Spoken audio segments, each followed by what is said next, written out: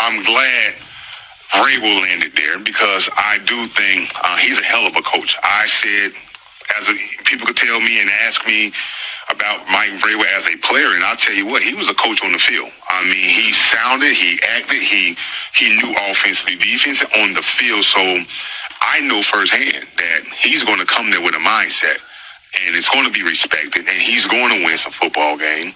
I'm just happy that the New England Patriots ended up with this guy. What's good, YouTube? It's Coffee, back talking some football with y'all. Join in on the discussion, debates in the comment section below, man. Big Vince Wilfork, pause, right?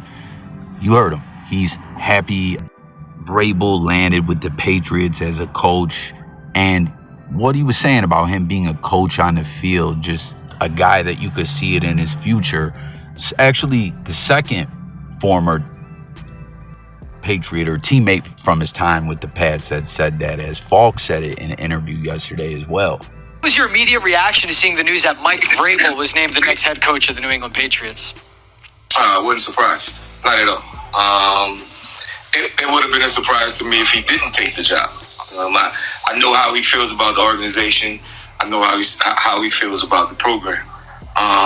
Crazy part is, playing with Mike Vrabel, you knew Mike Vrabel was going to be a coach somewhere, some point, and when he was done playing football, because he was such a smart football player on the football field. So you heard that, man. Falk basically echoing the same thing as Vince Wilfork. This guy had a high football IQ, I guess, you know, and with all this coming together the way it has, it kind of seems like this is how it was supposed to be all along. This is what the Patriots organization wanted. As we all know, Mayo went 1-out, and you see Wilfork saying that was a setup, you know, as he says, I think it was BS to pull that, and knowing Gerard personally, I know the convos, it's just hard to fathom, but that's the business when you deal with certain people. I think it was unfair. So is that what it was? Was it a setup? Do you agree? You see someone concur with that. They said, where is it? I agree with Vince Wilfork. Maybe he was set up to fail. It's the hypocrisy for me. Certain people were quick to say how we should listen to former players when they talked about Vrabel being a great fit, but those people have crickets for Wilfork, Gronk, and others talking about Mayo. I was surprised to see him go one and done, but then with the way this is all coming together with Vrabel, it seems like that is what they wanted all along. So did the organization just do that? Did they set him up to fail, or were they just like, hey, we'll throw him in there, see what happens? I don't know. It was a mess for the Patriots, no question. Will Vrabel be the guy to bring the Pats back to glory? Tap in, let me know what you think. I thought he was going to land with Brady, as Brady is hell-bent on bringing, not the Patriot way, the Brady way to Vegas, as, you know, he's a minority owner. He's involved with the team a lot. He's trying to find the right QB, the right coach. Hell, they need a GM too. I don't know if Brady will be a part of that. It's so wild, man. Brady's the guy that set the precedent for QBs when he went to Tampa, right? Like, yo, give him what he wants. Let him have a say in who we sign. Let him have a say in play calling. Fluck it, you know, if we change the game and, you know, blur the line between player and coach and front office. And, you know, him and the coach fell out, but they ended up getting that ring. That was the craziest thing I ever seen. I didn't even think that team, they squeaked in the playoffs, basically. Got swept by the divisional rival Saints, but beat them in the playoffs, and things went the way it went. I don't know. Tom should have just retired there, but the media spoiled his retirement, I guess. He lost his wife and went out with a big playoff loss to end it when he could have left, went to a new franchise, one and done, got the ring. That's when it all should have happened. But a lot of people, myself included, thought Vrabel was going to be the guy that he was going to bring to Vegas. It's not happening. We're hearing other names now like Dion, which I could maybe see because, you know, we know Brady had been working with Shedeur Sanders. He wants him to come to Vegas. Willie wheel and deal on draft day and make that happen. I don't know. The coordinator, what's his name? Ben Johnson. Gus Johnson was that announcer. You guys remember him? He was dope. I think he did college basketball and football, but Ben Johnson, offensive coordinator for the Lions. There's a lot going on. We'll see who the coach is and all that. But speaking of Brady and being the owner and trying to bring the Brady way to Vegas and restore that franchise the same way that Vrabel is trying to get the Patriots organization back on par and, to be a competitor. Wilfork was also asked about Brady, which is a pretty viral, funny-ass moment came from it. You think of Tom Brady as a broadcaster?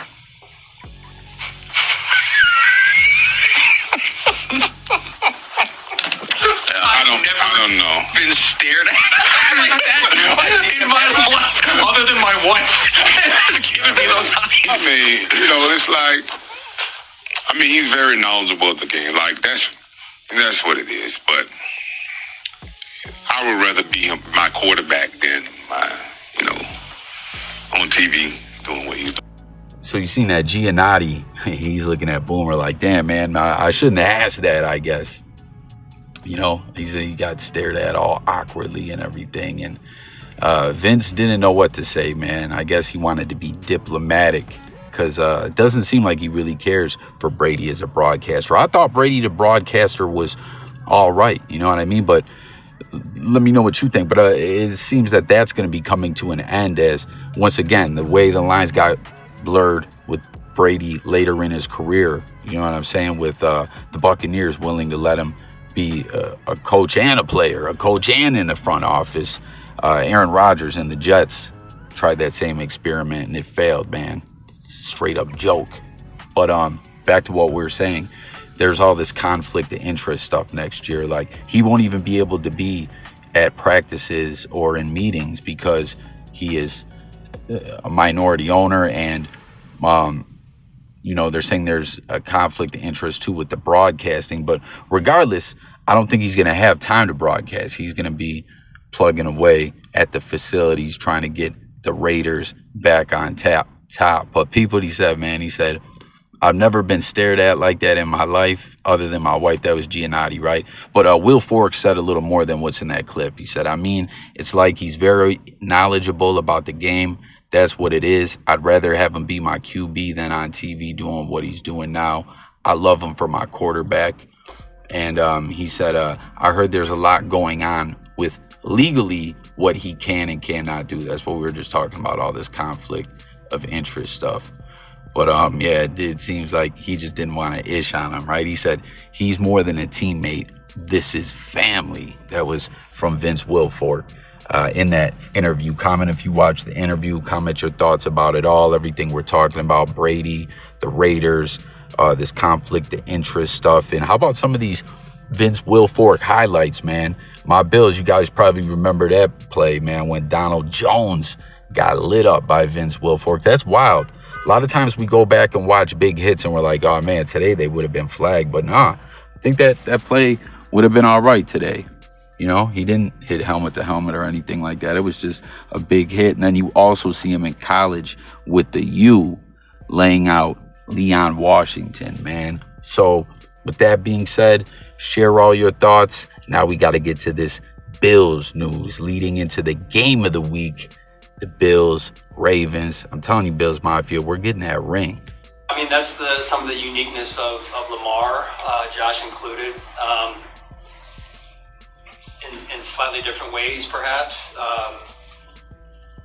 You've got to be ready to play, 7-8 seconds per play at least, and maybe then some. So it's gonna take a heck of an effort from our football team to go up against this football team and what they have and what they bring to the table on all three phases. In the history of football, I've never really played against another quarterback. I've played against their defense. Just taking it one day at a time, trying to have a good week of practice, and then controlling what I can control. It's attitude and effort, and it's how we come out here and just try to put our best foot forward, try to execute on Sunday. But do you relish the chance, though, to go head-to-head with a great quarterback like that?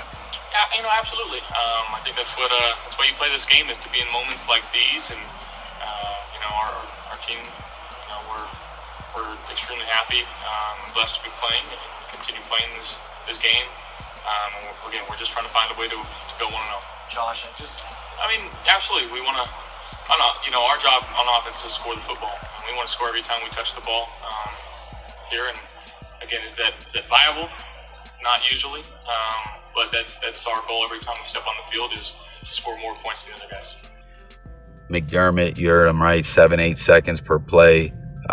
Similar quarterback to Josh Allen. And I'd like to point out to everyone, share your thoughts on the MVP debate, Josh and Lamar, who you think will get the MVP.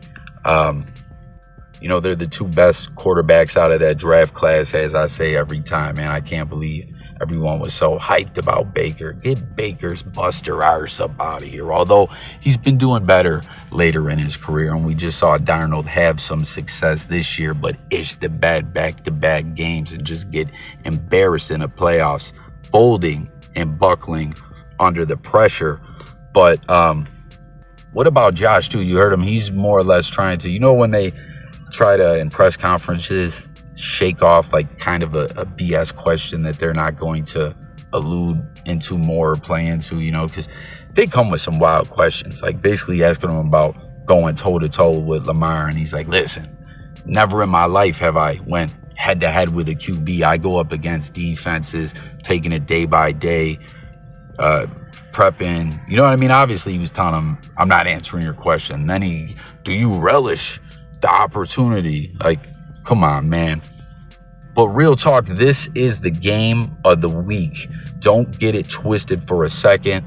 Like I keep saying, I think the Bills are going to do the damn thing. I think the offensive coordinator, Joe Brady, who, when he was giving Coach of the Week honors by one of those football shows for his play calling and what he did in that game against the Broncos, you see, too, the Bills defense said they used criticism as fuel for the fire to just be on point with the Broncos. They look to do the same this week against the Ravens, but he has helped make Josh a better quarterback, right? Play calling wise and everything. Him and Josh are just on the same page. They put up amazing numbers. They've done amazing historic things and all that.